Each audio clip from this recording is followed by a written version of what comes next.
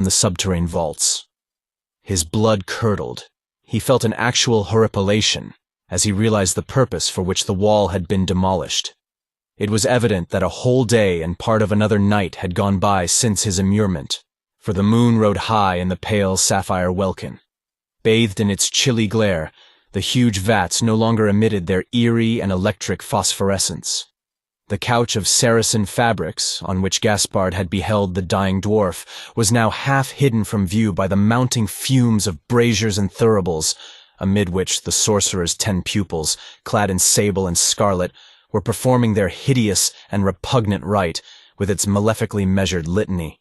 Fearfully, as one who confronts an apparition reared up from nether hell, Gaspard beheld the Colossus that lay inert as if in cyclopean sleep on the castle flags. The thing was no longer a skeleton. The limbs were rounded into bossed, enormous thews, like the limbs of biblical giants. The flanks were like an insuperable wall. The deltoids of the mighty chest were broad as platform. The hands could have crushed the bodies of men like millstones. But the face of the stupendous monster, seen in profile athwart the pouring moon, was the face of the satanic dwarf, Satyr, remagnified 100 times, but the same in its implacable madness and malevolence. The vast bosom seemed to rise and fall, and during a pause of the necromantic ritual, Gaspard heard the unmistakable sound of a mighty respiration. The eye in the profile was closed, but its lid appeared to tremble like a great curtain, as if the monster were about to wake, and the outflung hand, with fingers pale and bluish as a row of corpses, twitched unquietly on the castle flags. An insupportable terror seized the watcher, but even this terror could not induce him to return to the noisome vaults he had left. With infinite hesitation and trepidation, he stole forth from the corner, keeping in a zone of ebon shadow that flanked the castle wall. As he went, he saw for a moment, through bellying folds of vapor, the couch on which the shrunken form of Satyr was lying pallid and motionless. It seemed that the dwarf was dead, or had fallen into a stupor preceding death. Then the choral voices, crying their dreadful incantation, rose higher in satanic triumph. The vapors eddied like a hell-born cloud coiling about the sorcerers in python-shaped volumes, and hiding again the orient couch and its corpse-like occupant. A thraldom of measureless evil oppressed the air. Gaspard felt that the awful transmigration, evoked and implored with ever-swelling liturgic blasphemies, was about to take place, had perhaps already occurred. He thought that the breathing giant stirred, like one who tosses in light slumber. Soon the towering, massively recumbent hulk was interposed between Gaspard and the chanting necromancers. They had not seen him, and he now dared to run swiftly and gained the courtyard unpursued and unchallenged. Thence, without looking back, he fled like a devil-hunted thing upon the steep and chasm-riven slopes below Ylourgne. Chapter 7. The Coming of the Colossus. After the cessation of the exodus of liches, a universal terror still prevailed. A wide-flung shadow of apprehension, infernal and funereal, lay stagnantly on Averoigne. There were strange and disastrous portents in the aspect of the skies. Flame-bearded meteors had been seen to fall beyond the eastern hills. A comet far in the south had swept the stars with its luminous bosom for a few nights, and had then faded, leaving among men the prophecy of bale and pestilence to come. By day the air was oppressed and sultry, and the blue heavens were heated as if by whitish fires. Clouds of thunder, darkling and withdrawn, shook their fulgurant lances on the far horizons, like some beleaguering Titan army. A murrain, such as would come from the working of wizard spells, was abroad among the cattle. All these signs and prodigies were an added heaviness on the burdened spirits of men, who went to and fro in daily fear of the hidden preparations and machinations of hell. But until the actual breaking forth of the incubated menace, there was no one, save Gaspard du Nord, who had knowledge of its veritable form. And Gaspard, fleeing headlong beneath the gibbous moon towards Vionas, and fearing to hear the tread of a colossal pursuer at any moment, had thought it more than useless to give warning in such towns and villages as lay upon his line of sight, where, indeed, even if warned, could men hope to hide themselves from the awful thing, begotten by hell on the ravished charnel, that would walk forth like the Anakim to visit its roaring wrath on a trampled world? So, all that night, and throughout the day that followed, Gaspard du Nord, with the dried slime of the oubliette on his briar-shredded raiment, plunged like a madman through the towering woods that were haunted by robbers and werewolves. The westward falling moon flickered in his eyes betwixt the gnarled, somber boles as he ran, and the dawn overtook him with the pale shafts of its searching arrows. The noon poured over him its white sultriness like furnace-heated metal sublimed into light, and the clotted filth that clung to his tatters was again turned into slime by his own sweat. But still, he pursued his nightmare-harried way, while a vague, seemingly hopeless plan took form in his mind. In the interim, several monks of the Cistercian Brotherhood, watching the grey wall of Ylourgne at early dawn with their habitual vigilance, were the first, after Gaspard, to behold the monstrous horror created by the necromancers. Their account may have been somewhat tinged by a pious exaggeration, but they swore that the giant rose abruptly, standing more than waist-high above the ruins of the Barbican, amid a sudden leaping of long-tongued fires and a swirling of pitchy fumes erupted from Malbolge. The giant's head was level with the high top of the donjon, and his right arm, outthrust, lay like a bar of stormy cloud athwart the new-risen sun. The monks fell groveling to their knees, thinking that the archfoe himself had come forth, using Ylourgne for his gateway from the pit. Then, across the mile-wide valley, they heard a thunderous peal of demoniac laughter. And the giant, climbing over the mounded barbican at a single step, began to descend the scarped and craggy hill. When he drew nearer, bounding from slope to slope, his features were manifestly those of some great devil animated with ire and malice towards the sons of Adam. His hair, in matted locks, streamed behind him like a mass of black pythons. His naked skin was livid and pale and cadaverous, with the skin of the dead. But beneath it, the stupendous thews of a titan swelled and rippled. The eyes, wide and glaring, flamed like lidless cauldrons heated by the fires of the unplumbed pit. The rumor of his coming passed like a gale of terror through the monastery. Many of the brothers, deeming discretion the better part of religious fervor, hid themselves in the stone-hewn cellars and vaults. Others crouched in their cells, mumbling and shrieking incoherent pleas to all the saints. Still others, the most courageous, repaired in a body to the chapel and knelt in solemn prayer before the wooden Christ on the great crucifix. Bernard and Stephan, now somewhat recovered from their grievous beating, alone dared to watch the advance of the giant. Their horror was inexpressibly increased when they began to recognize in the colossal features a magnified likeness to the lineaments of that evil dwarf who had presided over the dark, unhallowed activities of Ylourgne. And the laughter of the Colossus, as he came down the valley, was like a tempest-born echo of the damnable cachinnation that had followed their ignominious flight from the haunted stronghold.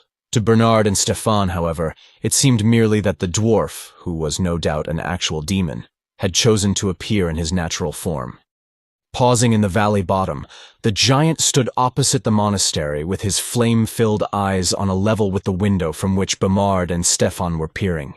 He laughed again, an awful laugh, like a subterranean Rurnbling, and then, stooping, he picked up a handful of boulders as if they had been pebbles and proceeded to pelt the monastery. The boulders crashed against the walls, as if hurled from great catapults or mangonels of war, but the stout building held, though shaken grievously. Then, with both hands, the Colossus tore loose an immense rock that was deeply embedded in the hillside, and lifting this rock, he flung it at the stubborn walls. The tremendous mass broke in an entire side of the chapel, and those who had gathered therein were found later, crushed into bloody pulp amid the splinters of their carven Christ.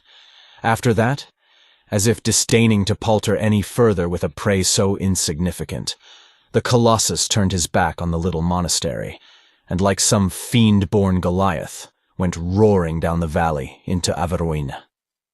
As he departed, Bernard and Stephan, still watching from their window, saw a thing they had not perceived heretofore.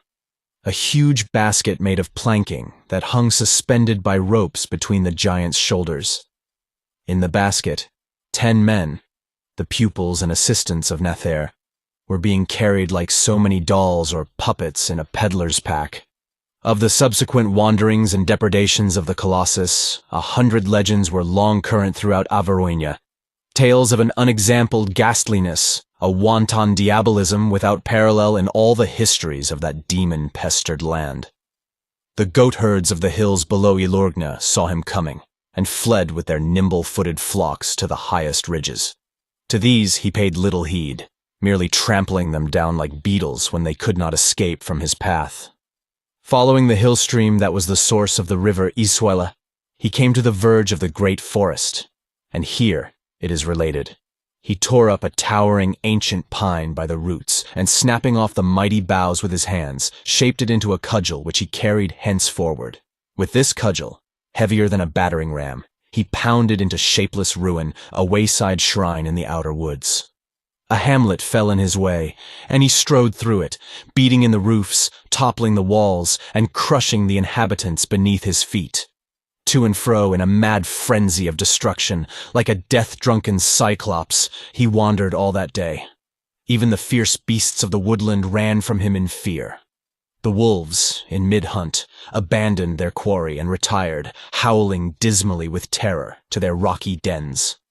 The black, savage hunting dogs of the forest barons would not face him, and hid whimpering in their kennels. Men heard his mighty laughter, his stormy bellowing. They saw his approach from a distance of many leagues, and fled or concealed themselves as best they could. The lords of moated castles called in their men-at-arms, drew up their drawbridges, and prepared as if for the siege of an army. The peasants hid themselves in caverns, in cellars, in old wells, and even beneath hay-mounds, hoping that he would pass them by unnoticed. The churches were crammed with refugees who sought protection of the cross, deeming that Satan himself, or one of his chief lieutenants, had risen to harry and lay waste the land. In a voice like summer thunder, mad maledictions, unthinkable obscenities and blasphemies were uttered ceaselessly by the giant as he went to and fro.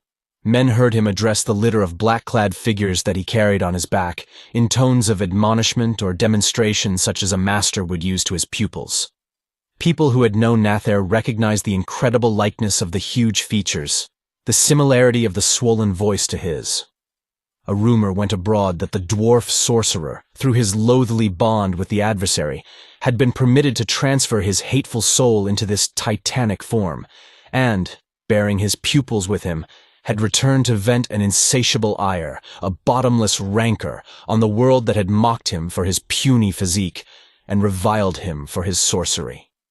The charnel genesis of the monstrous avatar was also rumored, and indeed, it was said that the Colossus had openly proclaimed his identity. It would be tedious to make explicit mention of all the enormities, all the atrocities that were ascribed to the marauding giant. There were people, mostly priests and women it is told, whom he picked up as they fled and pulled limb from limb as a child might quarter an insect. And there were worse things, not to be named in this record. Many eyewitnesses told how he hunted Pierre, the lord of La Frenais, who had gone forth with his dogs and men to chase a noble stag in the nearby forest. Overtaking horse and rider, he caught them with one hand, and bearing them aloft as he strode over the treetops, he hurled them later against the granite walls of the chateau of La Frenais in passing. Then, catching the red stag that Pierre had hunted, he flung it after them, and the huge bloody blotches made by the impact of the bashed bodies remained long on the castle stone, and were never wholly washed away by the autumn rains and the winter snows. Countless tales were told, also, of the deeds of obscene sacrilege and profanation committed by the Colossus. Of the wooden virgin that he flung into the Ylourgne above Zymes, lashed with human gut to the rotting, mail-clad body of an infamous outlaw. Of the wormy corpses that he dug with his hands from unconsecrated graves and hurled into the courtyard of the Benedictine Abbey of Pérégon. Of the church of Saint Zénobie, which he buried with its priests and congregation beneath a mountain of ordure made by the gathering of all the dung heaps from neighboring farms. Chapter 8. The Laying of the Colossus. Back and forth, in an irregular, drunken, zigzag course, from end to end and side to side of the harried realm, the giant strode without pause, like an energumen possessed by some implacable fiend of mischief and murder, leaving behind him, as a reaper leaves his swath, an ever-lengthening zone of havoc, of rapine and carnage. And when the sun, blackened by the smoke of burning villages, had set luridly beyond the forest, men still saw him moving in the dusk and heard still the portentous rumbling of his mad, stormy cachinnation.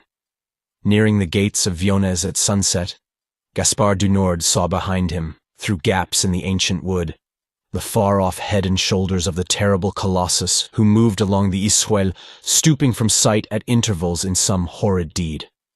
Though numb with weariness and exhaustion, Gaspard quickened his flight. He did not believe, however, that the monster would try to invade Vauns, the especial object of Nathair's hatred and malice, before the following day. The evil soul of the sorceress dwarf, exulting in its almost infinite capacity for harm and destruction, would defer the crowning act of vengeance and would continue to terrorize, during the night, the outlying villages and rural districts, in spite of his rags and filth, which rendered him practically unrecognizable and gave him a most disreputable air. Gaspard was admitted without question by the guards at the city gate. Vionnes was already thronged with people who had fled to the sanctuary of its stout walls from the adjacent countryside. And no one, not even of the most dubious character, was denied admittance. The walls were lined with archers and pike-bearers, gathered in readiness to dispute the entrance of the giant. Crossbowmen were stationed above the gates, and mangonels were mounted at short intervals along the entire circuit of the ramparts. The city seethed and hummed like an agitated hive. Hysteria and pandemonium prevailed in the streets. Pale, panic-stricken faces milled everywhere in an aimless stream.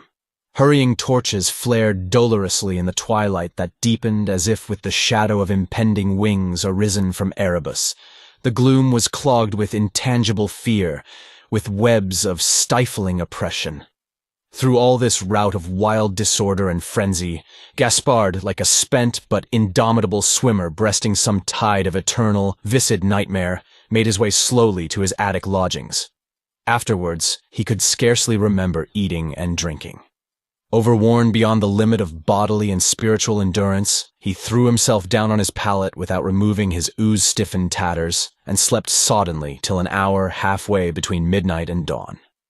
He awoke with the death-pale beams of the gibbous moon shining upon him through his window, and rising, spent the balance of the night in making certain occult preparations which, he felt, offered the only possibility of coping with the fiendish monster that had been created and animated by Nathair. Working feverishly by the light of the westering moon and a single dim taper, Gaspard assembled various ingredients of familiar alchemic use which he possessed, and compounded from these through a long and somewhat cabalistic process. A dark grey powder which he had seen employed by Nathair on numerous occasions.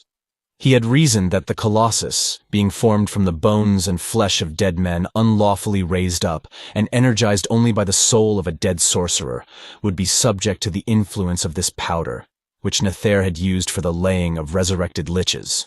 The powder, if cast in the nostrils of such cadavers, would cause them to return peacefully to their tombs and lie down in a renewed slumber of death. Gaspard made a considerable quantity of the mixture, arguing that no mere finger-pinch would suffice for the lulling of the gigantic charnel monstrosity. His guttering yellow candle was dimmed by the white dawn as he ended the Latin formula of fearsome verbal invocation from which the compound would derive much of its efficacy. The formula, which called for the cooperation of Alastor and other evil spirits, he used with unwillingness, but he knew that there was no alternative. Sorcery could be fought only with sorcery. Morning came with new terrors to Vionnes. Gaspard had felt, through a sort of intuition, that the vengeful Colossus, who was said to have wandered with unhuman tirelessness and diabolic energy all night through Averoigne, would approach the hated city early in the day. His intuition was confirmed. For scarcely had he finished his occult labors when he heard a mounting hubbub in the streets, and above the shrill, dismal clamor of frightened voices, the far-off roaring of the giant. Gaspar knew that he must lose no time if he were to post himself in a place of vantage from which he could throw his powder into the nostrils of the 100-foot Colossus. The city walls, and even most of the church spires, were not lofty enough for this purpose, and a brief reflection told him that the great cathedral, standing at the core of Avroigne, was the one place from whose roof he could front the invader with success. He felt sure that the men-at-arms on the walls could do little to prevent the monster from entering and wreaking his malevolent will. No earthly weapon could injure a being of such bulk and nature, for even a cadaver of normal size, reared up in this fashion, could be shot full of arrows or transfixed by a dozen pikes without retarding its progress. Hastily, he filled a huge leathern pouch with the powder, and carrying the pouch at his belt, he joined the agitated press of Popel in the street. Many were fleeing towards the cathedral to seek the shelter of its august sanctity, and he had only to let himself be borne along by the frenzy-driven stream. The cathedral nave was packed with worshippers, and solemn masses were being said by priests whose voices faltered at times with inward panic. Unheeded by the wan, despairing throng, Gaspar found a flight of coiling stairs that led tortuously to the gargoyle-warded roof of the high tower. Here he posted himself, crouching behind the stone figure of a cat-headed griffin. From his vantage he could see, beyond the crowded spires and gables, the approaching giant, whose head and torso loomed above the city walls. A cloud of arrows, visible even at that distance, rose to meet the monster, who apparently did not even pause to pluck them from his hide. Great boulders hurled from mangonels were no more to him than a pelting of gravel. The heavy bolts of arbalests embedded in his flesh were mere slivers. Nothing could stay his advance. The tiny figures of a company of pikemen who opposed him with out-thrust weapons, swept from the wall above the eastern gate by a single sidelong blow of the 70-foot pine that he bore for a cudgel. Then, having cleared the wall, the Colossus climbed over it into Avroigne. Roaring, chuckling, laughing like a maniacal cyclops, he strode along the narrow streets between houses that rose only to his waist, trampling without mercy everyone who could not escape in time, and smashing in the roofs with stupendous blows of his bludgeon. With a push of his left hand, he broke off the protruding gables and overturned the church steeples with their bells clanging in dolorous alarm as they went down. A woeful shrieking and wailing of hysteria-laden voices accompanied his passing. Straight towards the cathedral he came, as Gaspar had calculated, feeling that the high edifice would be made the special butt of his malevolence. The streets were now emptied of people, but, as if to hunt them out and crush them in their hiding places, the giant thrust his cudgel like a battering ram through walls and windows and roofs as he went by. The ruin and havoc that he left was indescribable. Soon he loomed opposite the cathedral tower on which Gaspar waited behind the gargoyle. His head was level with the tower, and his eyes flamed like wells of burning brimstone as he drew near. His lips were parted over stalactitic fangs in a hateful snarl, and he cried out in a voice like the rumbling of articulate thunder. "Ho, ye puling priests and devotees of a powerless god, come forth and bow to Satyr the Master, before he sweeps you into limbo." It was then that Gaspar, with a hardihood beyond comparison, rose from his hiding place and stood in full view of the raging Colossus. "Draw nearer, Satyr, if indeed it be you, foul robber of tombs and charnels," he taunted. "Come close, for I would hold speech with you." A monstrous look of astonishment dimmed the diabolic rage on the colossal features. Peering at Gaspard as if in doubt or incredulity, the giant lowered his lifted cudgel and stepped close to the tower, till his face was only a few feet from the intrepid student. Then, when he had apparently convinced himself of Gaspar's identity, the look of maniacal wrath returned, flooding his eyes with Tartarean fire and twisting his lineaments into a mask of Apollyon-like malignity. His left arm came up in a prodigious arc, with twitching fingers that poised horribly above the head of the youth, casting upon him a vulture-black shadow in the full-risen sun. Gaspard saw the white, startled faces of the necromancer's pupils peering over his shoulder from their plank-built basket. "Is it you, Gaspard, my recreant pupil?" the Colossus roared stormily. "I thought you were rotting in the oubliette beneath Ylourgne, and now I find you perched atop of this accursed cathedral which I am about to demolish. You had been far wiser to remain where I left you, my good Gaspard."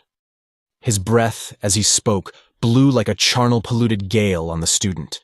His vast fingers, with blackened nails like shovel blades, hovered in ogreish menace.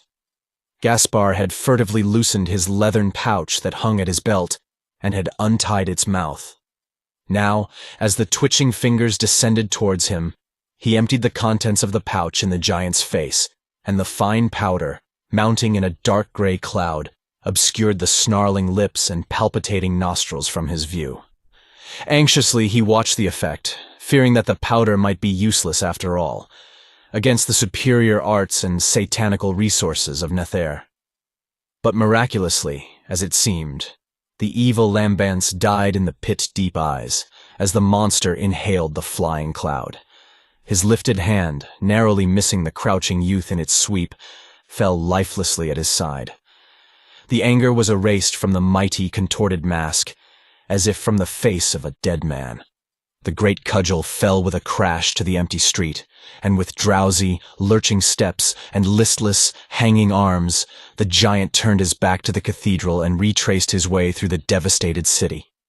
He muttered dreamily to himself as he went, and people who heard him swore that the voice was no longer the awful, thunder-swollen voice of Nathaire, but the tones and accents of a multitude of men, amid which the voices of certain of the ravished dead were recognizable, and the voice of Nathaire himself, no louder now than in life, was heard at intervals through the manifold mutterings, as if protesting angrily. Climbing the eastern wall as it had come, the Colossus went to and fro for many hours, no longer wreaking a hellish wrath and rancor, but searching, as people thought, for the various tombs and graves from which the hundreds of bodies that composed it had been so foully reft. From charnel to charnel, from cemetery to cemetery it went, through all the land. But there was no grave anywhere in which the dead Colossus could lie down. Then, towards evening, men saw it from afar on the red rim of the sky, digging with its hands in the soft, loamy plain beside the river Isuil. There, in a monstrous and self-made grave, the Colossus laid itself down, and did not rise again. The 10 pupils of Nathaire, it was believed, unable to descend from their basket, were crushed beneath the mighty body, for none of them was ever seen thereafter. For many days, no one dared to approach the place where the corpse lay uncovered in its self-dug grave. And so the thing rotted prodigiously beneath the summer sun, breeding a mighty stench that wrought pestilence in that portion of Averoigne.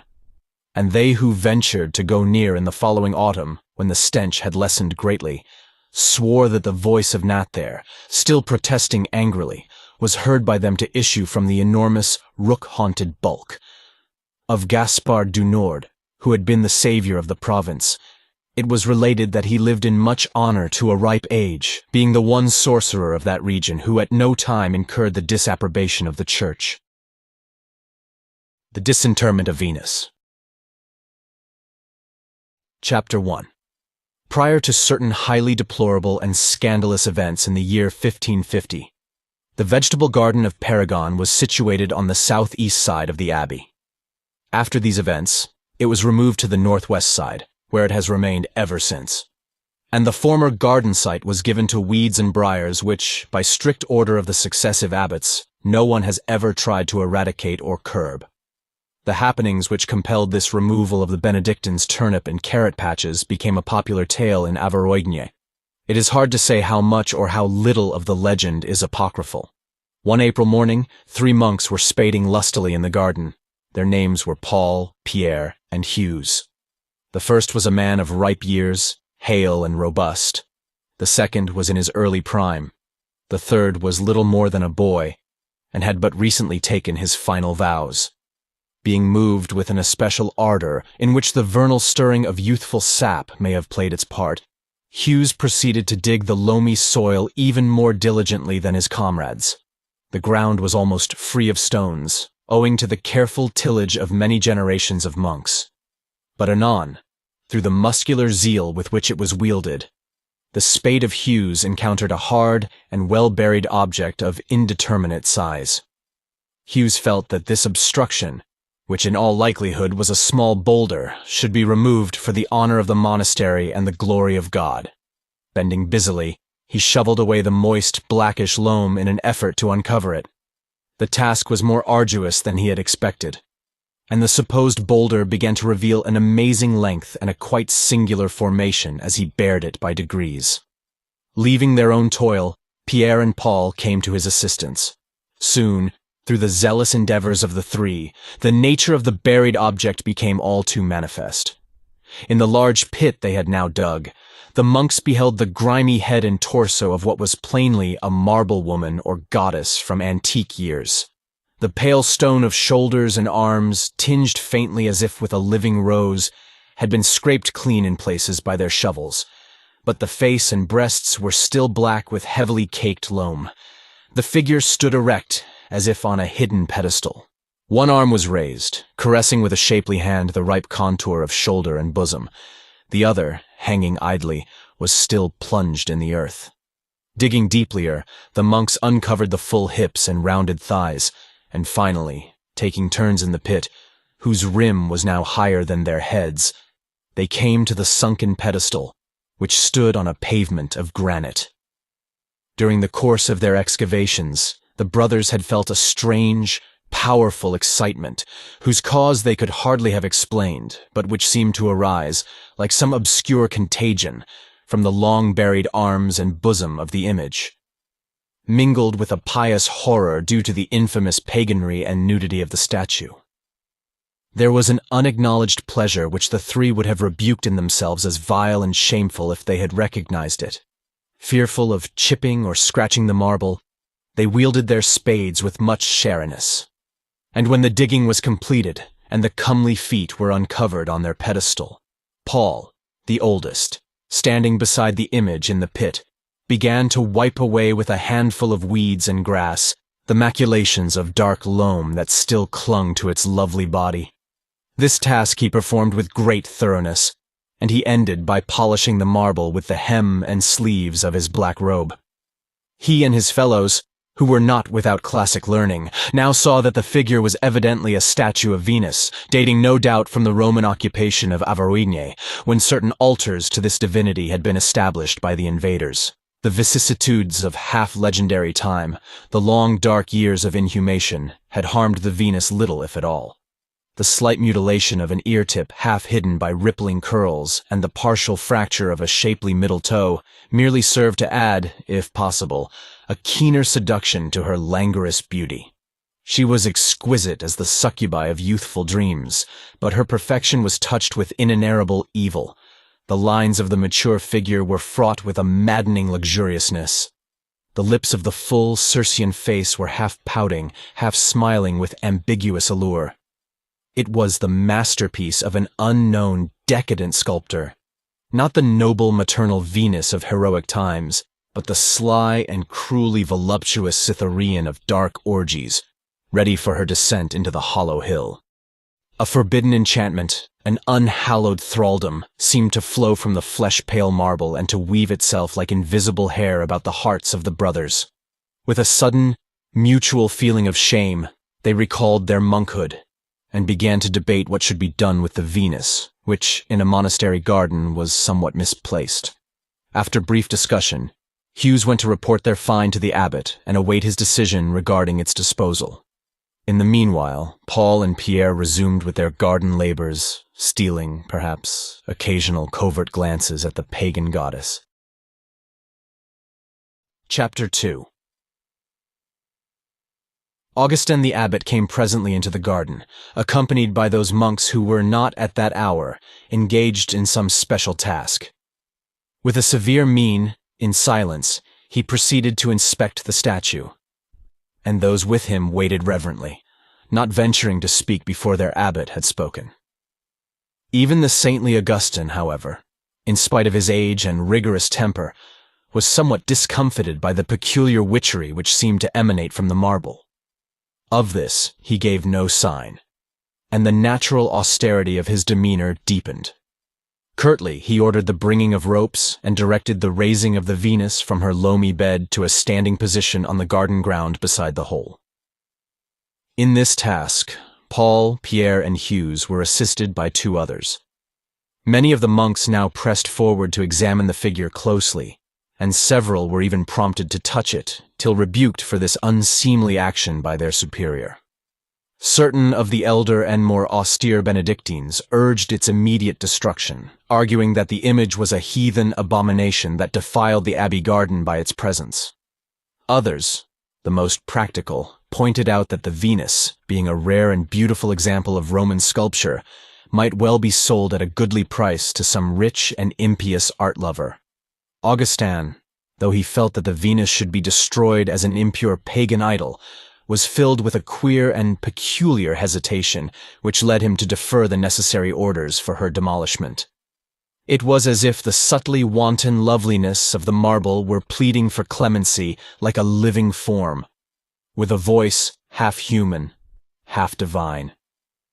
Averting his eyes from the white bosom, he spoke harshly, bidding the brothers to return to their labors and devotions, and saying that the Venus could remain in the garden till arrangements were made for her ultimate disposition and removal. Pending this, he instructed one of the brothers to bring sackcloth and drape therewith the unseemly nudity of the goddess. The disinterment of this antique image became a source of much discussion and some perturbation and dissension amid the quiet brotherhood at Paragon. Because of the curiosity shown by many monks, the abbot issued an injunction that no one should approach the statue, other than those whose labors might compel an involuntary proximity. He himself, at that time, was criticized by some of the deans for his laxness in not destroying the Venus immediately. During the few years that remained to him, he was to regret bitterly the remissness he had shown in this matter. No one, however, dreamt of the grave scandals that were to ensue shortly. But on the day following the discovery of the statue, it became manifest that some evil and disturbing influence was abroad. Heretofore, breaches of discipline had been rare among the brothers, and cardinal offenses were quite unknown. But now it seemed that a spirit of unruliness, impiety, ribaldry, and wrongdoing had entered Paragon. Paul, Pierre, and Hughes were the first to undergo penance for their peccancies. A shocked dean had overheard them discussing with impure levity certain matters that were more suitable for the conversation of worldly gallants than of monks. By way of extenuation, the 3 brothers pleaded that they had been obsessed with carnal thoughts and images ever since their exhumation of the Venus, and for this they blamed the statue, saying that a pagan witchcraft had come upon them from its flesh-white marble. On that same day, others of the monks were charged with similar offenses, and still others made confession of lubric desires and visions such as had tormented Anthony during his desert vigil. Those, too, were prone to blame the Venus. Before evensong, many infractions of monastic rule were reported, and some of them were of such nature as to call for the severest rebuke and penance. Brothers whose conduct had heretofore been exemplary in all ways were found guilty of transgressions, such as could be accounted for only by the direct influence of Satan or some powerful demon. Worst of all, on that very night, it was found that Hughes and Paul were absent from their beds in the dormitory, and no one could say whither they had gone. They did not return on the day following. Inquiries were made by the abbot's order in the neighboring village of Sainte Zenobie, and it was learned that Paul and Hughes had spent the night at a tavern of unsavory repute, drinking and wenching, and they had taken the road to Viones, chief city of the province, at early dawn.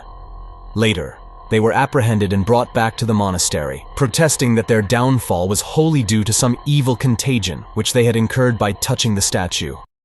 In view of the unexampled demoralization which prevailed at Paragon, no one doubted that a diabolic pagan charm was at work. The source of the charm was all too obvious. Moreover, queer tales were told by monks who had labored in the garden or had passed within sight of the image. They swore that the Venus was no mere sculptured idol, but a living woman or she-devil who had changed her position repeatedly and had rearranged the folds of the sackcloth in such manner as to lay bare one shapely shoulder and a part of her bosom. Others avowed that the Venus walked in the garden by night, and some even affirmed that she had entered the monastery and appeared before them like a succubus. Much fright and horror was created by these tales, and no one dared to approach the image closely. Though the situation was supremely scandalous, the abbot still forbore to issue orders for the statue's demolition, fearing that any monk who touched it, even with a motive so pious, would court the baleful sorcery that had brought Hughes and Paul to disaster and disgrace, and had led others into impurity of speech or actual impiety. It was suggested, however, that some laymen should be hired to shatter the idol and remove and bury its fragments. This, no doubt, would have been accomplished in good time, if it had not been for the hasty and fanatic zeal of Brother Louis. Chapter 3. This brother, a youth of good family, was conspicuous among the Benedictines both for his comely face and his austere piety. Handsome as Adonis, he was given to ascetic vigils and prolonged devotions, outdoing in this regard the abbot and the deans. At the hour of the statue's disinterment, he was busily engaged in copying a Latin testament, and neither then nor at any later time had he cared to inspect a find which he considered more than dubious.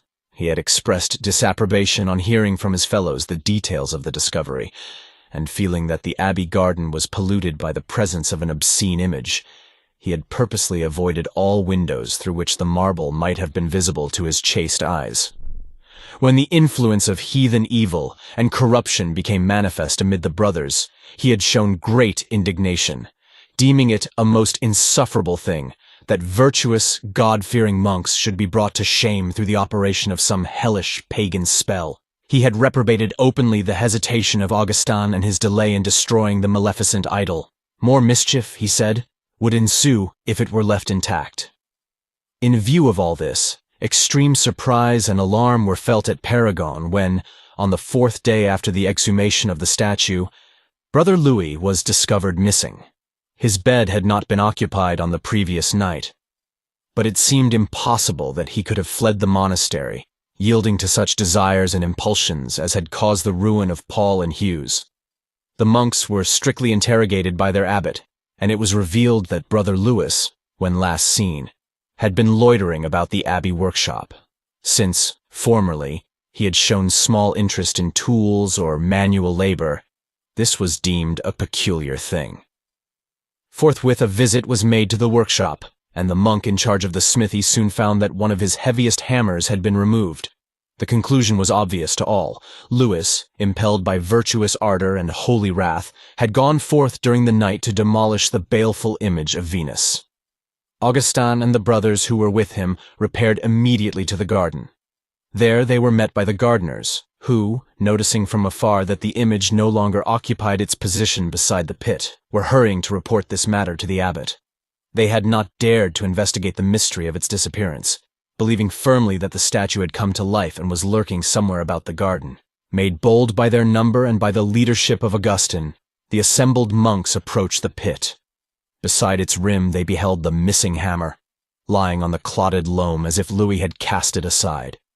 Nearby was the sacking that had clothed the image, but there were no fragments of broken marble such as they had thought to see. The footprints of Louis were clearly imprinted upon the pit's margin, and were discernible in strangely close proximity to the mark left by the pedestal of the statue. All this was very peculiar, and the monks felt that the mystery had begun to assume a more than sinister tinge. Then, peering into the hole itself, they beheld a thing that was explicable only through the machinations of Satan, or one of Satan's most pernicious and seductive she-demons. Somehow, the Venus had been overturned and had fallen back into the broad, deep pit. The body of Brother Louis, with a shattered skull and lips bruised to a sanguine pulp, was lying crushed beneath her marble breasts. His arms were clasped about her in a desperate, lover-like embrace, to which death had now added its own rigidity. Even more horrible and inexplicable, however, was the fact that the stone arms of the Venus had changed their posture and were now folded closely about the dead monk, as if she had been sculptured in the attitude of an amorous enlacement. The horror and consternation felt by the Benedictines were inexpressible.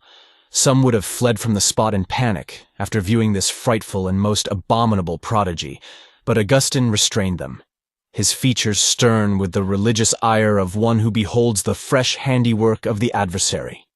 He commanded the bringing of a cross, an aspergillus, and holy water, together with a ladder for use in descending into the pit, saying that the body of Louis must be redeemed from the baleful and dolorous plight into which it had fallen. The iron hammer, lying beside the hole, was proof of the righteous intention with which Louis had gone forth. But it was all too plain that he had succumbed to the hellish charms of the statue. Nevertheless, the church could not abandon its erring servant to the powers of evil. When the ladder was brought, Augustine himself led the descent, followed by 3 of the stoutest and most courageous brothers, who were willing to risk their own spiritual safety for the redemption of Louis. Regarding that which ensued, the legends vary slightly. Some say that the aspersions of holy water made by Augustine on the statue and its victim were without palpable effect, while others relate that the drops turned to infernal steam when they struck the recumbent Venus and blackened the flesh of Louis like that of a month-old cadaver, thus proving him wholly claimed by perdition. But the tales agree in this, that the strength of the 3 stout brothers, laboring in unison at their abbot's direction, was impotent to loosen the marble clasp of the goddess from about her prey. So, by the order of Augustine, the pit was filled hastily to its rim with earth and stones, and the very spot where it had been, being left without mound or other mark, was quickly overgrown by grass and weeds along with the rest of the abandoned garden. Mother of Toads. Why must you always hurry away, my little one? The voice of Mère Antoinette, the witch, was an amorous croaking. She ogled Pierre, the apothecary's young apprentice, with eyes full-orbed and unblinking as those of a toad. The folds beneath her chin swelled like the throat of some great batrachian. Her huge breasts, pale as frog bellies, bulged from her torn gown as she leaned toward him. He gave no answer, and she came closer, till he saw in the hollow of those breasts a moisture glistening like the dew of marshes, like the slime of some amphibian, a moisture that seemed always to linger there. Her voice, raucously coaxing, persisted. Stay a while tonight, my pretty orphan. No one will miss you in the village, and your master will not mind. She pressed against him with shuddering folds of fat. With her short, flat fingers, which gave almost the appearance of being webbed, she seized his hand and drew it to her bosom. Pierre wrenched the hand away and drew back discreetly. Repelled, rather than abashed, he averted his eyes. The witch was more than twice his age, and her charms were too uncouth and unsavory to tempt him for an instant. Also, her repute was such as to have nullified the attractions of a younger and fairer sorceress. Her witchcraft had made her feared among the peasantry of that remote province, where belief in spells and philters was still common. The people of Averoigne called her La Mère des Crapauds, Mother of Toads, a name given for more than one reason. Toads swarmed innumerably about her hut. They were said to be her familiars, and dark tales were told concerning their relationship to the sorceress and the duties they performed at her bidding. Such tales were all the more readily believed because of those batrachian features that had always been remarked in her aspect. The youth disliked her, even as he disliked the sluggish, abnormally large toads on which he had sometimes trodden in the dusk, upon the path between her hut and the village of Les Hiboux. He could hear some of these creatures croaking now, and it seemed, weirdly, that they uttered half-articulate echoes of the witch's words. It would be dark soon, he reflected. The path along the marshes was not pleasant by night, and he felt doubly anxious to depart. Still without replying to Mère Antoinette's invitation, he reached for the black triangular vial she had set before him on her greasy table. The vial contained a philter of curious potency which his master, Alain le Dindon, had sent him to procure. Le Dindon, the village apothecary, was wont to deal surreptitiously in certain dubious medicaments supplied by the witch, and Pierre had often gone on such errands to her osier hidden hut. The old apothecary, whose humor was rough and ribald, had sometimes rallied Pierre concerning Mère Antoinette's preference for him. "Some night, my lad, you will remain with her," he had said. "Be careful, or the big toad will crush you." Remembering this jibe, the boy flushed angrily as he turned to go. "Stay," insisted Mère Antoinette. "The fog is cold on the marshes, and it thickens apace. I knew that you were coming, and I have mulled for you a goodly measure of the red wine of Himis." She removed the lid from an earthen pitcher and poured its steaming contents into a large cup. The purplish-red wine creamed delectably, and an odor of hot, delicious spices filled the hut, overpowering the less agreeable odors from the simmering cauldron. The half-dried newts, vipers, batwings, and evil, nauseous herbs hanging on the walls, and the reek of the black candles of pitch and corpse tallow that burned always, by noon or night, in that murky interior. "I'll drink it," said Pierre, a little grudgingly. "That is, if it contains nothing of your own concoction." "'Tis naught but sound wine, 4 seasons old, with spices of Arabia," the sorceress croaked ingratiatingly. "'Twill warm your stomach, and—" She added something inaudible as Pierre accepted the cup.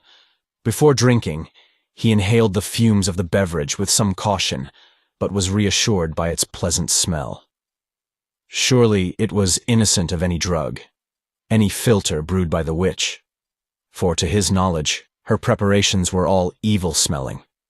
Still, as if warned by some premonition, he hesitated.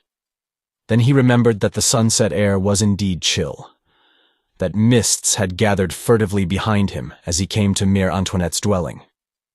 The wine would fortify him for the dismal return walk to Les Hiboux. He quaffed it quickly and set down the cup. "Truly, it is good wine," he declared. "But I must go now." Even as he spoke, he felt in his stomach and veins the spreading warmth of the alcohol, of the spices, of something more ardent than these. It seemed that his voice was unreal and strange, falling as if from a height above him. The warmth grew, mounting within him like a golden flame fed by magic oils. His blood, a seething torrent, poured tumultuously and more tumultuously through his members.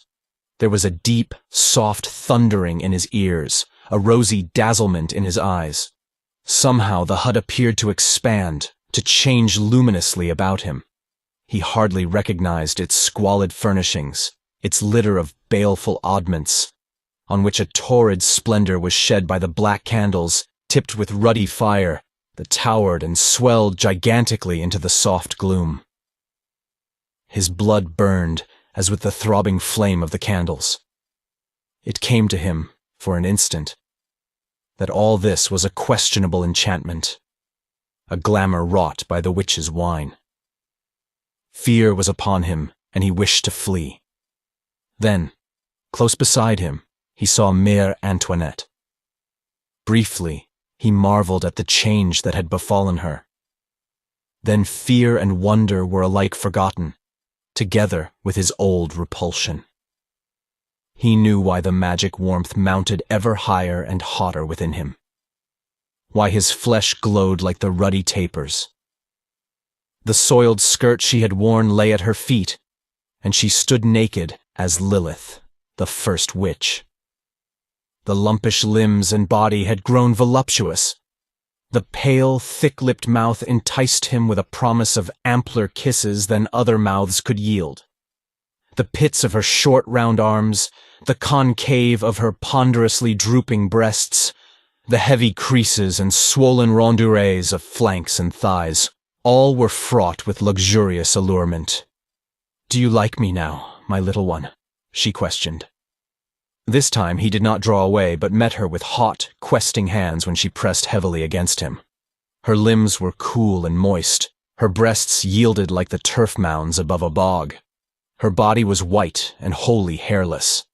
but here and there he found curious roughnesses, like those on the skin of a toad, that somehow sharpened his desire instead of repelling it. She was so huge that his fingers barely joined behind her. His two hands together were equal only to the cupping of a single breast. But the wine had filled his blood with a philterous ardor. She led him to her couch beside the hearth where a great cauldron boiled mysteriously, sending up its fumes in strange twining coils that suggested vague and obscene figures. The couch was rude and bare, but the flesh of the sorceress was like deep, luxurious cushions. Pierre awoke in the ashy dawn, when the tall black tapers had dwindled down and had melted limply in their sockets. Sick and confused, he sought vainly to remember where he was or what he had done. Then, turning a little, he saw beside him on the couch a thing that was like some impossible monster of ill dreams. A toad-like form, large as a fat woman. Its limbs were somehow like a woman's arms and legs. Its pale, warty body pressed and bulged against him, and he felt the rounded softness of something that resembled a breast. Nausea rose within him as memory of that delirious night returned. Most foully he had been beguiled by the witch, and had succumbed to her evil enchantments. It seemed that an incubus smothered him, weighing upon all his limbs and body. He shut his eyes, that he might no longer behold the loathsome thing that was Mère Antoinette in her true semblance. Slowly, with prodigious effort, he drew himself away from the crushing nightmare shape. It did not stir or appear to waken, and he slid quickly from the couch. Again, compelled by a noisome fascination, he peered at the thing on the couch, and saw only the gross form of Mère Antoinette. Perhaps his impression of a great toad beside him had been but an illusion, a half-dream that lingered after slumber. He lost something of his nightmarish horror, but his gorge still rose in a sick disgust, remembering the lewdness to which he had yielded.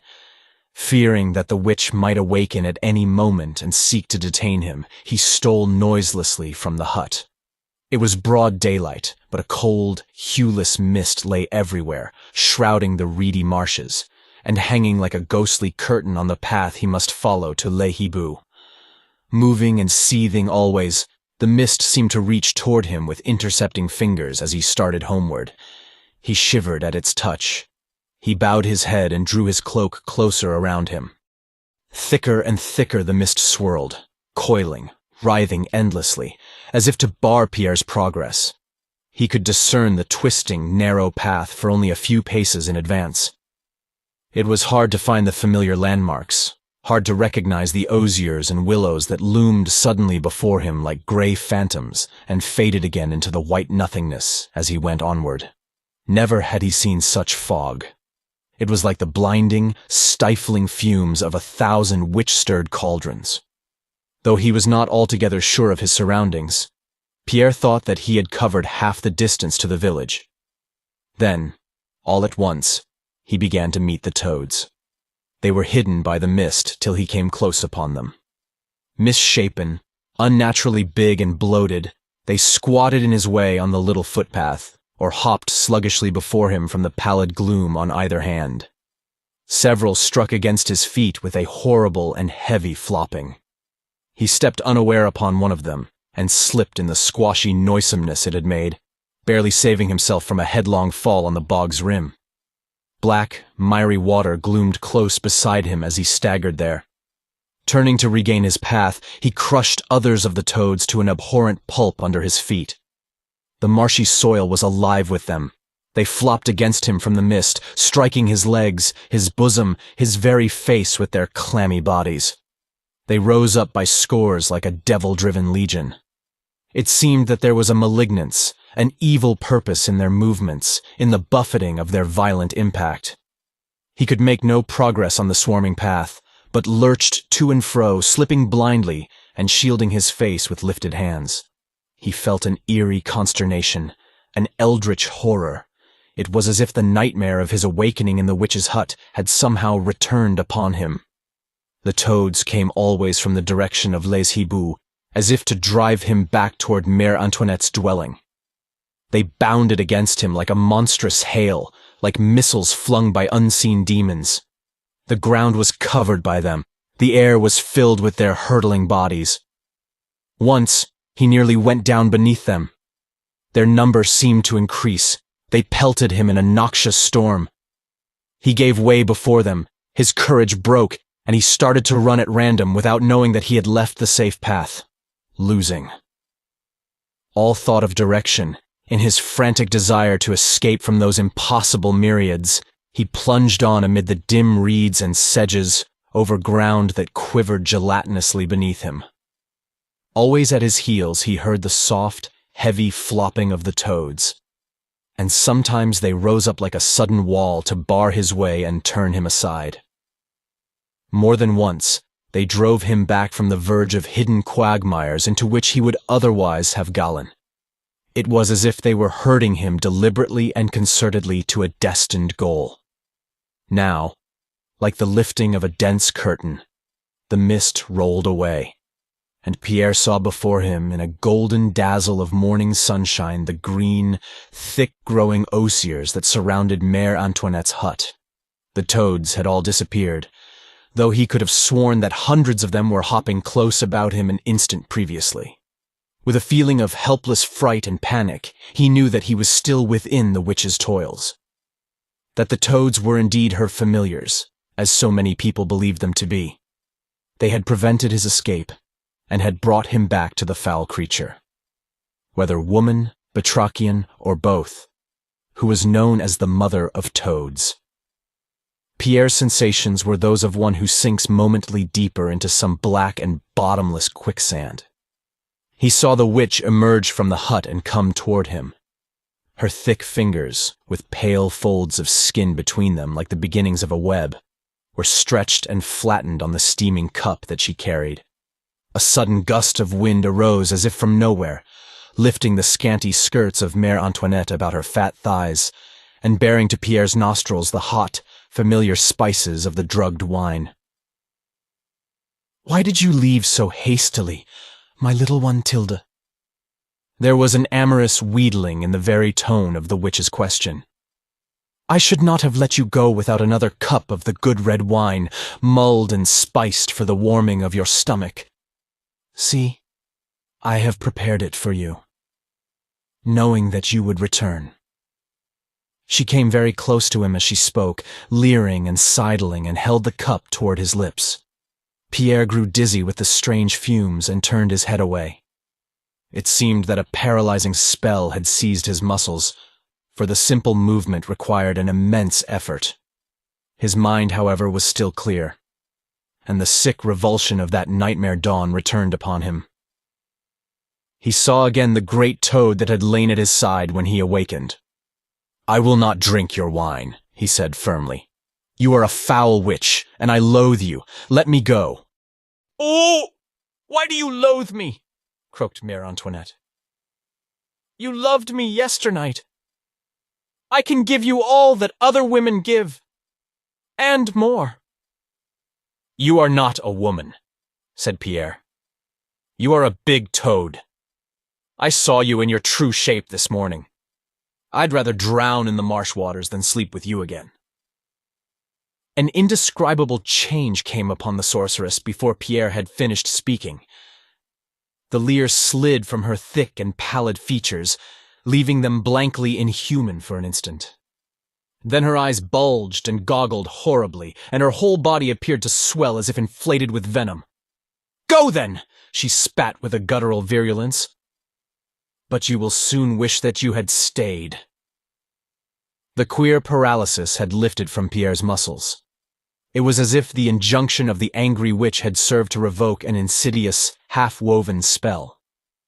With no parting glance or word, Pierre turned from her and fled with long, hasty steps, almost running, on the path to Les Hiboux. He had gone little more than 100 paces when the fog began to return. It coiled shoreward in vast volumes from the marshes. It poured like smoke from the very ground at his feet. Almost instantly, the sun dimmed to a wan silver disk and disappeared. The blue heavens were lost in the pale and seething voidness overhead. The path before Pierre was blotted out till he seemed to walk on the sheer rim of a white abyss that moved with him as he went, like the clammy arms of specters, with death-chill fingers that clutched and caressed. The weird mists drew closer still about Pierre. They thickened in his nostrils and throat. They dripped in a heavy dew from his garments. They choked him with the fetor of rank waters and putrescent ooze, and a stench as of liquefying corpses that had risen somewhere to the surface amid the fen. Then, from the blank whiteness, the toads assailed Pierre in a surging, solid wave that towered above his head and swept him from the dim path with the force of falling seas as it descended. He went down, splashing and floundering, into water that swarmed with the numberless batrachians. Thick slime was in his mouth and nose as he struggled to regain his footing. The water, however, was only knee-deep, and the bottom, though slippery and oozy, supported him with little yielding when he stood erect. He discerned indistinctly through the mist the nearby margin from which he had fallen, but his steps were weirdly and horribly hampered by the toad-seething waters when he strove to reach it. Inch by inch, with a hopeless panic deepening upon him, he fought toward the solid shore. The toads leaped and tumbled about him with a dizzying, eddy-like motion. They swirled like a viscid undertow around his feet and shins. They swept and swelled in great loathsome undulations against his retarded knees. However, he made slow and painful progress, till his outstretched fingers could almost grasp the wiry sedges that trailed from the low bank. Then, from that mist-bound shore, there fell and broke upon him a second deluge of those demoniac toads, and Pierre was bowed helplessly backward into the filthy waters. Held down by the piling and crawling masses, and drowning in nauseous darkness at the thick-oozed bottom, he clawed feebly at his assailants. For a moment, ere oblivion came, his fingers found among them the outlines of a monstrous form that was somehow toad-like, but large and heavy as a fat woman. At the last, it seemed to him that two enormous breasts were crushed closely down upon his face. The Enchantress of Sylaire. "Why, you big ninny, I could never marry you," declared the demoiselle Dorothée, only daughter of the Sieur des Fléches. Her lips pouted at Anselme like two ripe berries. Her voice was honey, but honey filled with bee stings. "You are not so ill-looking, and your manners are fair. But I wish I had a mirror that could show you to yourself for the fool that you really are." "Why?" queried Anselme, hurt and puzzled. "Because you are just an addle-headed dreamer, poring over books like a monk. You care for nothing but silly old romances and legends. People say that you even write verses. It is lucky that you are at least the second son of the Comte du Framboisier, for you will never be anything more than that." "But you loved me a little yesterday," said Anselme bitterly. "A woman finds nothing good in the man she has ceased to love." "Dolt! Donkey!" cried Dorothée, tossing her blonde ringlets in pettish arrogance. "If you were not all that I have said, you would never remind me of yesterday. Go, idiot, and do not return." Anselme, the hermit, had slept little, tossing distractedly on his hard, narrow pallet. His blood, it seemed, had been fevered by the sultriness of the summer night. Then, too, the natural heat of youth had contributed to his unease. He had not wanted to think of women, a certain woman in particular. But after 13 months of solitude in the heart of the wild woodland of Averoigne, he was still far from forgetting. Crueler even than her taunts was the remembered beauty of Dorothée des Fléches. The full-ripened mouth, the round arms and slender waist, the breast and hips that had not yet acquired their amplest curves. Dreams had thronged the few short intervals of slumber, bringing other visitants, fair but nameless, about his couch. He rose at sundown, weary but restless. Perhaps he would find refreshment by bathing, as he had often done, in a pool fed from the river Isuel and hidden among alder and willow thickets. The water, deliciously cool at that hour, would assuage his feverishness. His eyes burned and smarted in the morning's gold glare when he emerged from the hut of wattled osier withes. His thoughts wandered, still full of the night's disorder. Had he been wise, after all, to quit the world, to leave his friends and family and seclude himself because of a girl's unkindness? He could not deceive himself into thinking that he had become a hermit through any aspiration toward sainthood, such as had sustained the old anchorites. By dwelling so much alone, was he not merely aggravating the malady he had sought to cure? Perhaps, it occurred to him belatedly, he was proving himself the ineffectual dreamer, the idle fool that Dorothée had accused him of being. It was weakness to let himself be soured by a disappointment. Walking with downcast eyes, he came unaware to the thickets that fringed the pool. He parted the young willows without lifting his gaze, and was about to cast off his garments. But at that instant the nearby sound of splashing water startled him from his abstraction. With some dismay, Anselm realized that the pool was already occupied. To his further consternation, the occupant was a woman. Standing near to the center, where the pool deepened, she stirred the water with her hands till it rose and rippled against the base of her bosom. Her pale wet skin glistened like white rose petals dipped in dew. Anselm's dismay turned to curiosity, and then to unwilling delight. He told himself that he wanted to withdraw, but feared to frighten the bather by a sudden movement. Stooping with her clear profile and her shapely left shoulder toward him, she had not perceived his presence. A woman, young and beautiful, was the last sight he had wished to see. Nevertheless, he could not turn his eyes away. The woman was a stranger to him, and he felt that she was no girl of the village or countryside. She was lovely as any chatelaine of the great castles of Averoigne. And yet surely no lady or demoiselle would bathe unattended in a forest pool. Thick curling chestnut hair, bound by a light silver fillet, billowed over her shoulders and burned to red, living gold where the sun rays searched it out through the foliage. Hung about her neck, a light golden chain seemed to reflect the lustres of her hair, dancing between her breasts as she played with the ripples. The hermit stood watching her like a man caught in webs of sudden sorcery. His youth mounted within him, in response to her beauty's evocation. Seeming to tire of her play, she turned her back and began to move toward the opposite shore, where, as Anselm now noticed, a pile of feminine garments lay in charming disorder on the grass.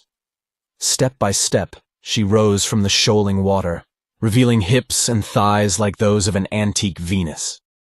Then, beyond her, he saw that a huge wolf, appearing furtively as a shadow from the thicket, had stationed itself beside the heap of clothing.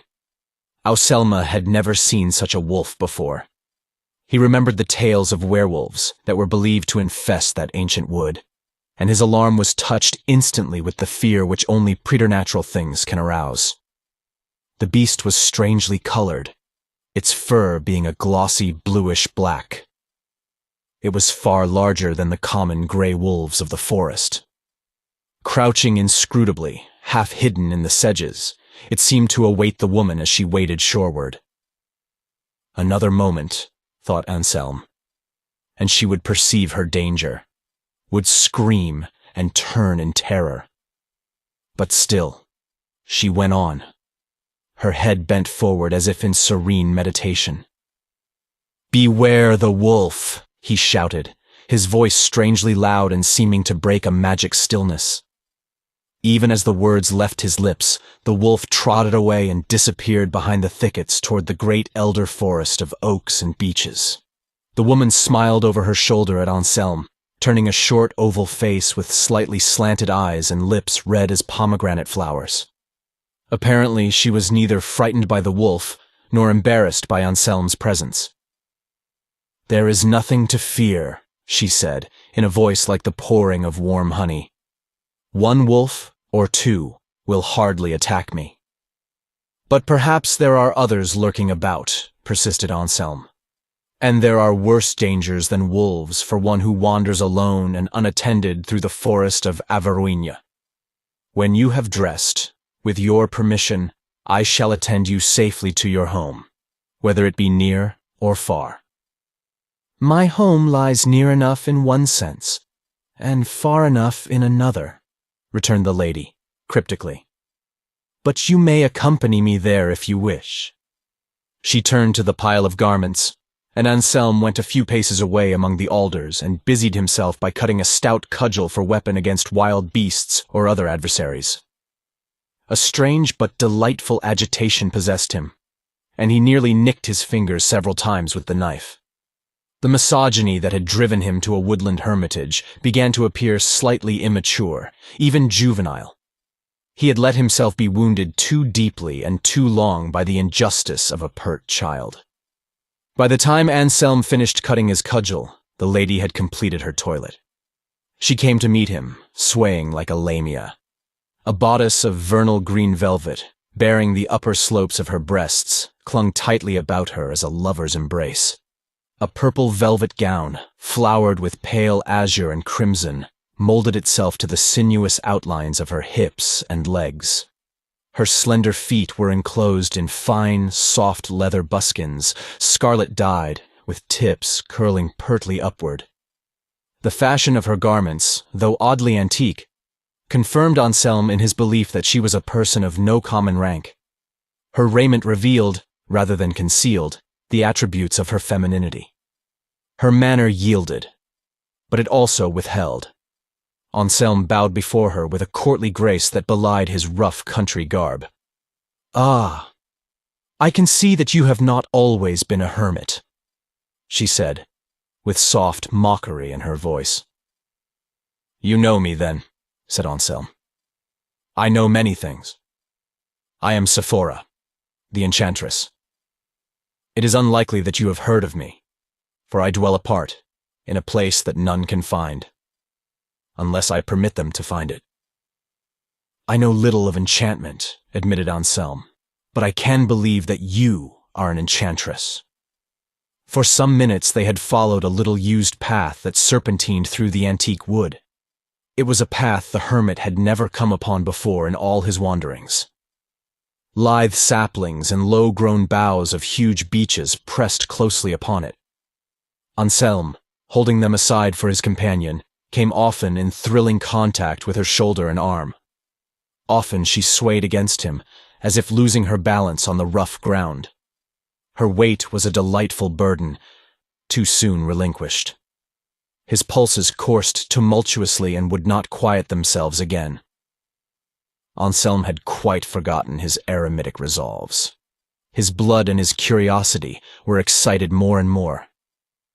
He ventured various gallantries, to which Sephora gave provocative replies. His questions, however, she answered with elusive vagueness. He could learn nothing, could decide nothing about her. Even her age puzzled him. At one moment he thought her a young girl, the next a mature woman. Several times as they went on, he caught glimpses of black fur beneath the low shadow foliage. He felt sure that the strange black wolf he had seen by the pool was accompanying them with a furtive surveillance. But somehow his sense of alarm was dulled by the enchantment that had fallen upon him. Now the path steepened, climbing a densely wooded hill. The trees thinned to straggly, stunted pines, encircling a brown, open moorland as the tonsure encircles a monk's crown. The moor was studded with druidic monoliths, dating from ages prior to the Roman occupation of Averoigne. Almost at its center, there towered a massive cromlech, consisting of two upright slabs that supported a third like the lintel of a door. The path ran straight to the cromlech. "This is the portal of my domain," said Sephora as they neared it. "I grow faint with fatigue. You must take me in your arms and carry me through the ancient doorway." Anselm obeyed very willingly. Her cheeks paled, her eyelids fluttered and fell as he lifted her. For a moment he thought that she had fainted, but her arms crept warm and clinging around his neck. Dizzy with the sudden vehemence of his emotion, he carried her through the cromlech. As he went, his lips wandered across her eyelids and passed deliriously to the soft red flame of her lips and the rose pallor of her throat. Once more she seemed to faint beneath his fervor. His limbs melted, and a fiery blindness filled his eyes. The earth seemed to yield beneath them like an elastic couch as he and Sephora sank down. Lifting his head, Anselm looked about him with swiftly growing bewilderment. He had carried Sephora only a few paces, and yet the grass on which they lay was not the sparse and sun-dried grass of the moor, but was deep, verdant, and filled with tiny vernal blossoms. Oaks and beeches, huger even than those of the familiar forest, loomed umbrageously on every hand with masses of new golden-green leafage where he had thought to see the open upland.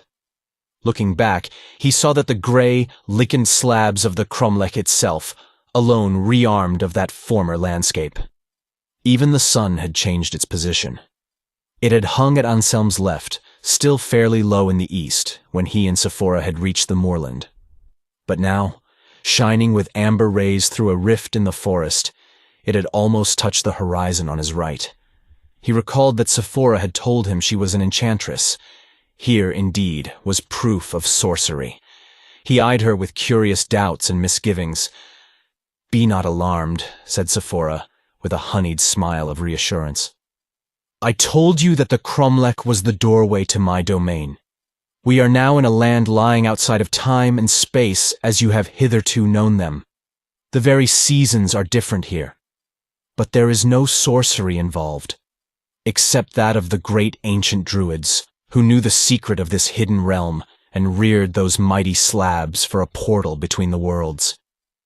If you should weary of me, you can pass back at any time through the doorway.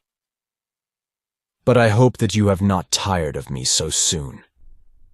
Anselm, though still bewildered, was relieved by this information. He proceeded to prove that the hope expressed by Sephora was well-founded. Indeed, he proved it so lengthily and in such detail that the sun had fallen below the horizon before Sephora could draw a full breath and speak again. "The air grows chill," she said, pressing against him and shivering lightly. "But my home is close at hand." They came in the twilight to a high round tower among trees and grass-grown mounds. "Ages ago," announced Sephora, "there was a great castle here. Now the tower alone remains, and I am its chatelaine, the last of my family. The tower and the lands about it are named Sylaire." Tall, dim tapers lit the interior, which was hung with rich arrases, vaguely and strangely pictured. Aged, corpse-pale servants in antique garb went to and fro with the furtiveness of spectres, setting wines and foods before the enchantress and her guest in a broad hall. The wines were of rare flavor and immense age. The foods were curiously spiced. Anselm ate and drank copiously.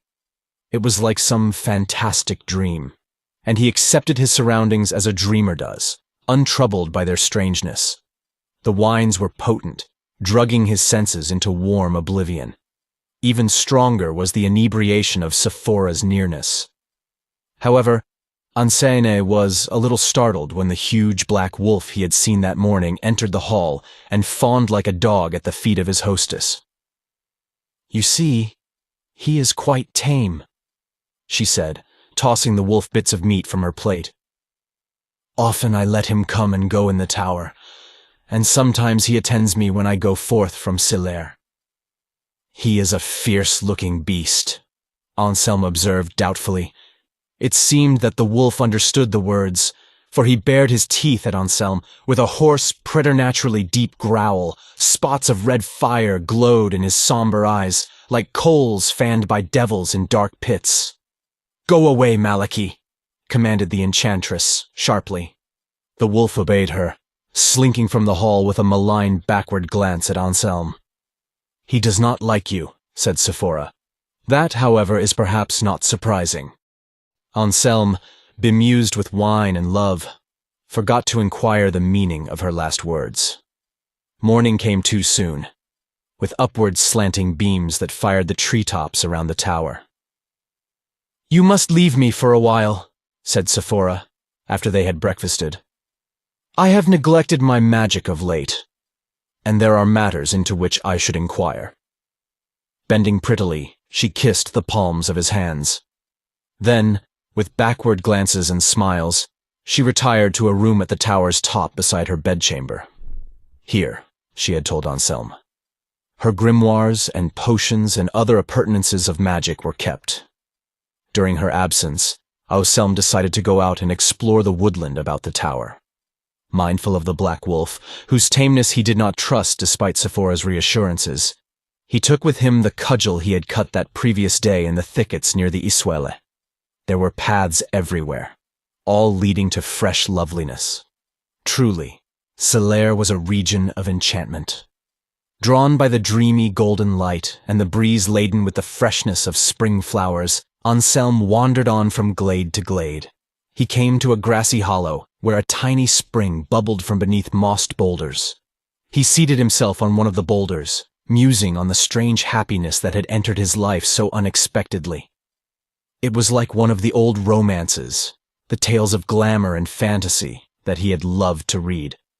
Smiling, he remembered the jibes with which Dorothée de Fléchès had expressed her disapproval of his taste for such reading matter.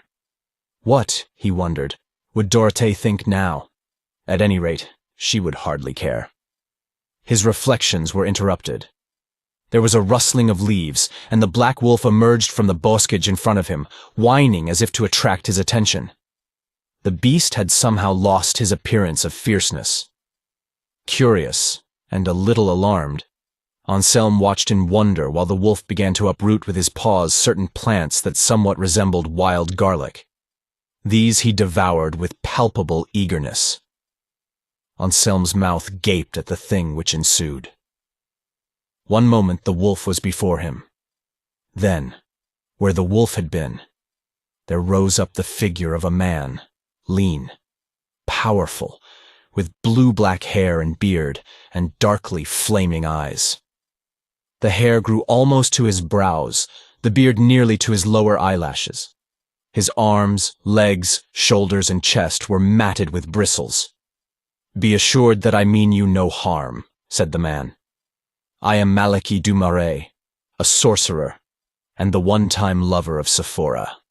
Tiring of me, and fearing my wizardry, she turned me into a werewolf by giving me secretly the waters of a certain pool that lies amid this enchanted domain of Sylaire. The pool is cursed from old time with the infection of lycanthropy, and Sephora has added her spells to its power. I can throw off the wolf shape for a little while during the dark of the moon. At other times, I can regain my human form, though only for a few minutes, by eating the root that you saw me dig and devour. The root is very scarce." Anselm felt that the sorceries of Sylaire were more complicated than he had hitherto imagined. But amid his bewilderment, he was unable to trust the weird being before him. He had heard many tales of werewolves, who were reputedly common in medieval France. Their ferocity, people said, was that of demons rather than of mere brutes. "Allow me to warn you of the grave danger in which you stand," continued Malnéant du Marais.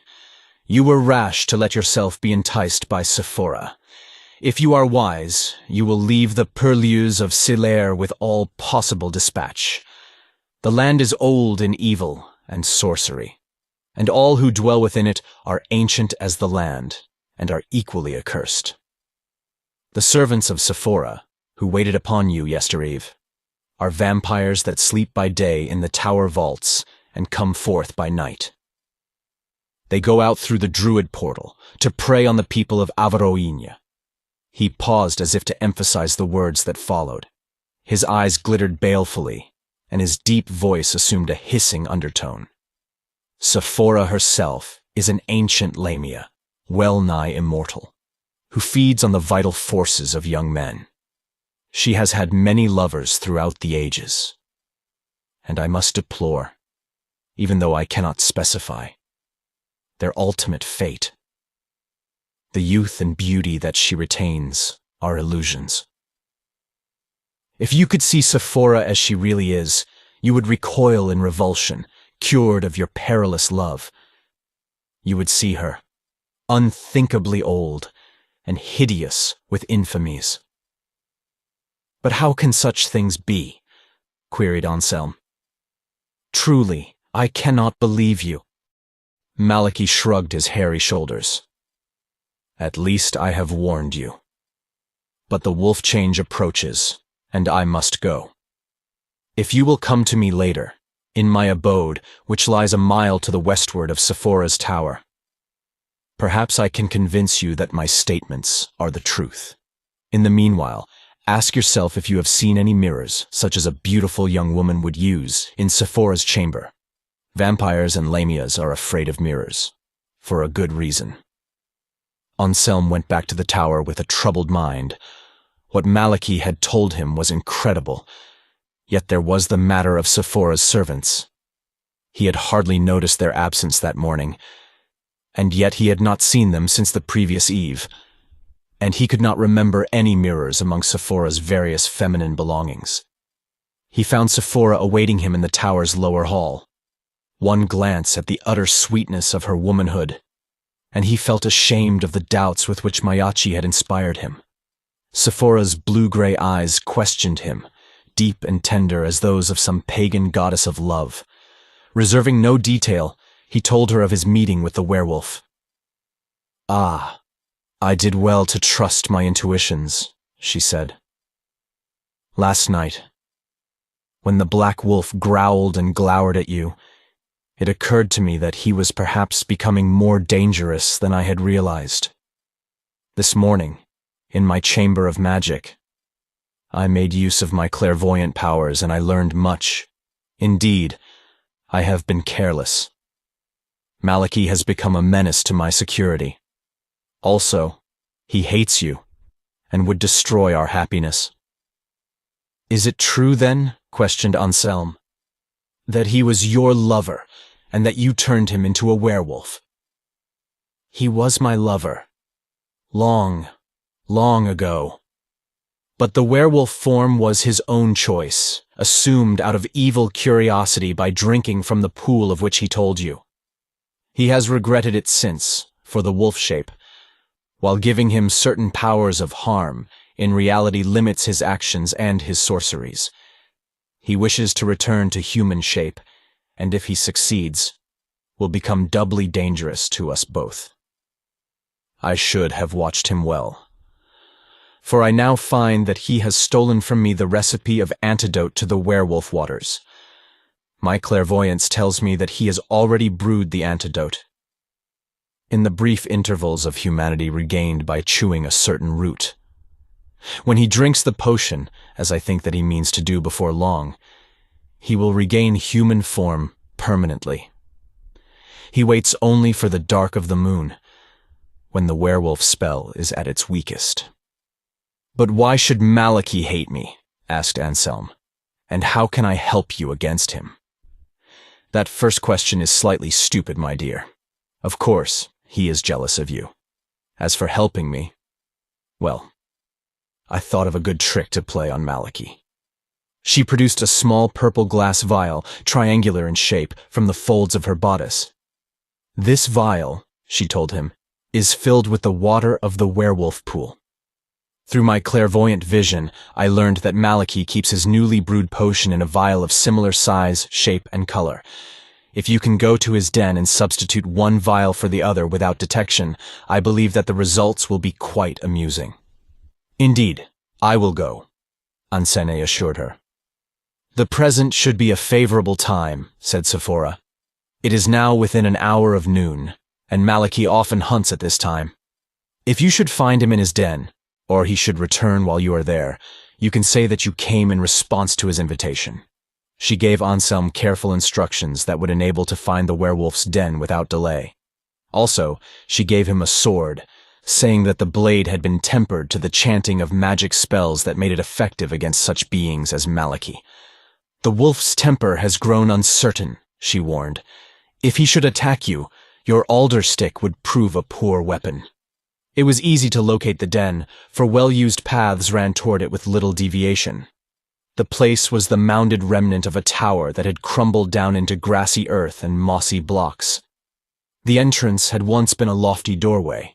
Now it was only a hole, such as a large animal would make in leaving and returning to its burrow. Anselme hesitated before the hole. "Are you there, Malachie du Marais?" he shouted. There was no answer, no sound of movement from within. Anselme shouted once more. At last, stooping on hands and knees, he entered the den. Light poured through several apertures, latticed with wandering tree roots, where the mound had fallen in from above. The place was a cavern rather than a room. It stank with carrion remnants into whose nature Anselme did not inquire too closely. The ground was littered with bones, broken stems and leaves of plants, and shattered or rusted vessels of alchemic use. A verdigris-eaten kettle hung from a tripod above ashes and ends of charred faggots. Rain-sodden grimoires lay moldering in rusty metal covers. The three-legged ruin of a table was propped against the wall. It was covered with a medley of oddments, among which Anselme discerned a purple vial resembling the one given him by Sephora. In one corner was a litter of dead grass. The strong, rank odor of a wild beast mingled with the carrion stench. Anselme looked about and listened cautiously. Then, without delay, he substituted Sephora's vial for the one on Malachie's table. The stolen vial he placed under his jerkin. There was a padding of feet at the cavern's entrance. Anselme turned to confront the black wolf. The beast came toward him, crouching tensely as if about to spring, with eyes glaring like crimson coals of Avernus. Anselme's fingers dropped to the hilt of the enchanted sword that Sephora had given him. The wolf's eyes followed his fingers. It seemed that he recognized the sword. He turned from Anselme and began to chew some roots of the garlic-like plant, which he had doubtless collected to make possible those operations which he could hardly have carried on in wolfish form. This time, the transformation was not complete.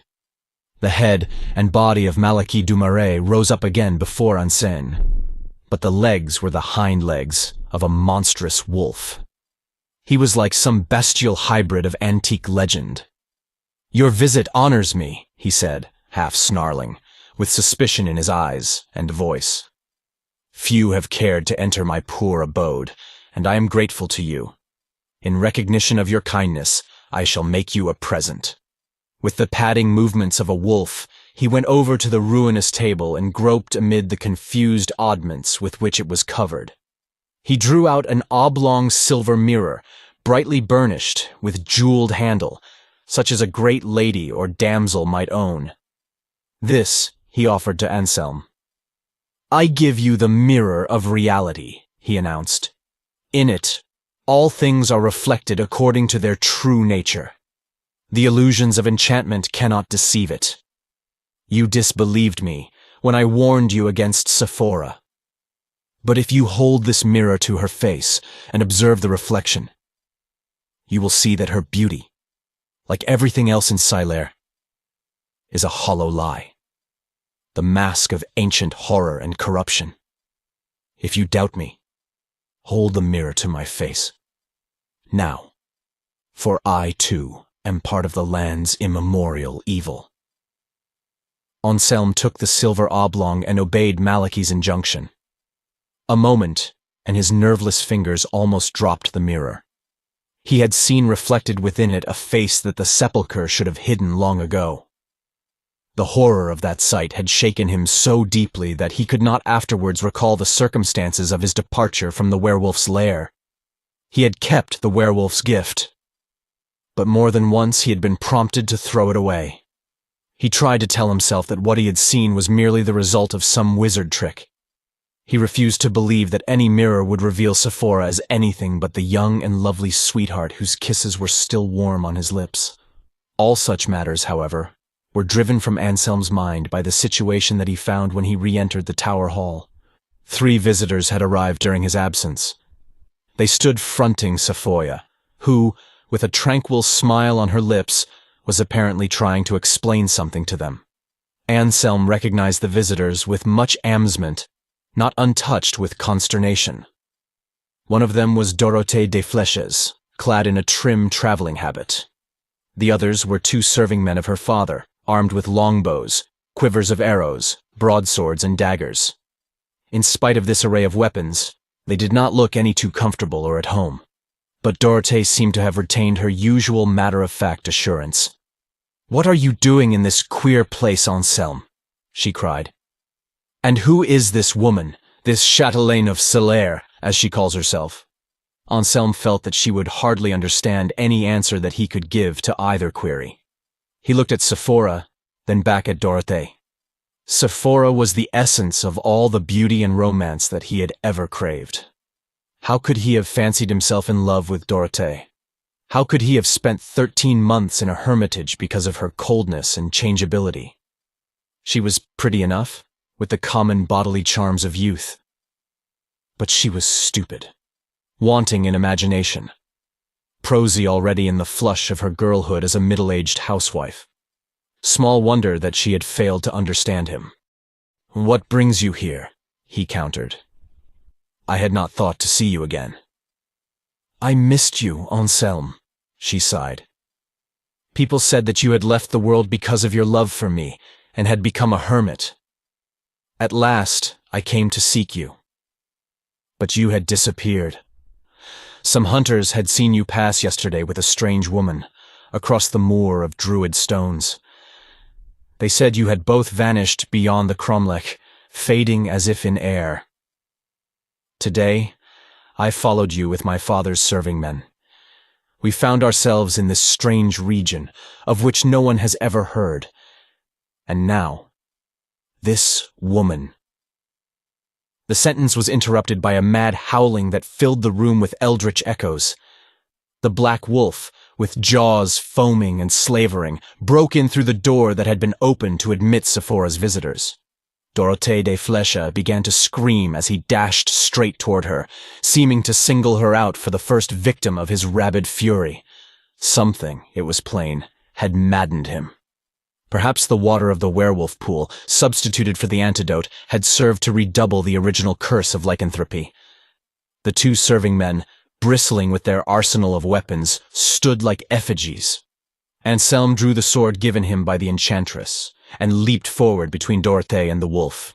He raised his weapon, which was straight-bladed and suitable for stabbing. The mad werewolf sprang as if hurled from a catapult, and his red open gorge was spitted on the outthrust point. Anselm's hand was jarred on the sword hilt, and the shock drove him backward. The wolf fell thrashing at Anselm's feet. His jaws had clenched on the blade. The point protruded beyond the stiff bristles of his neck. Anselm tugged vainly at the sword. Then the black-furred body ceased to thrash, and the blade came easily. It had been withdrawn from the sagging mouth of the dead ancient sorcerer, Malnéant du Marais, which lay before Anselm on the flagstones. The sorcerer's face was now the face that Anselm had seen in the mirror when he held it up at Malnéant's injunction. "You have saved me. How wonderful!" cried Dorothée. Anselm saw that she had started toward him with outthrust arms. A moment more, and the situation would become embarrassing. He recalled the mirror, which he had kept under his jerkin, together with the vial stolen from Malnéant du Marais. What, he wondered, would Dorothée see in its burnished depths? He drew the mirror forth swiftly, and held it to her face as she advanced upon him. What she beheld in the mirror he never knew, but the effect was startling. Dorothée gasped, and her eyes dilated in manifest horror. Then, covering her eyes with her hands, as if to shut out some ghastly vision, she ran shrieking from the hall. The serving men followed her. The celerity of their movements made it plain that they were not sorry to leave this dubious lair of wizards and witches. Sephora began to laugh softly. Anselm found himself chuckling. For a while they abandoned themselves to uproarious mirth. Then Sephora sobered. "I know why Malnéant gave you the mirror," she said. "Do you not wish to see my reflection in it?" Anselm realized that he still held the mirror in his hand. Without answering Sephora, he went over to the nearest window, which looked down on a deep pit lined with bushes that had been part of an ancient half-filled moat. He hurled the silver oblong into the pit. "I am content with what my eyes tell me, without the aid of any mirror," he declared. "Now, let us pass to other matters which have been interrupted too long." Again, the clinging deliciousness of Sephora was in his arms, and her fruit-soft mouth was crushed beneath his hungry lips. The strongest of all enchantments held them in its golden circle. Thank you for listening. If you like our recordings, consider liking this video and subscribing to our channel so you don't miss any more audiobooks.